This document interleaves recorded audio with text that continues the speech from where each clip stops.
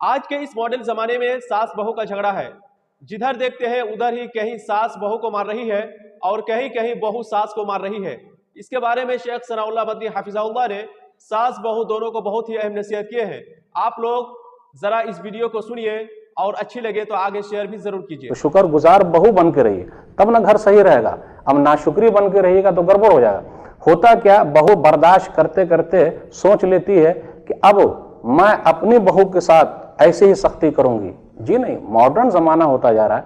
अब आपने जो तकलीफ उठाई दूसरों को तकलीफ दीजिएगा तो ये सही नहीं है। इसलिए सास बहू के झगड़े में आदमी परेशान हो जाता। बेहतरीन हल ये है, सास के लिए है कि बहू को बेटी माने और बहू के लिए है सास को माँ मान ले और खिदमत करती जाए, क्योंकि ये शौहर की बात है। मैं सास बहू दोनों से अपील करता हूँ कि हम लोग ज्वाइंट फैमिली में हैं, दोनों एक दूसरे की इज्जत करें, एहतराम करें। बहू के लिए भी है कि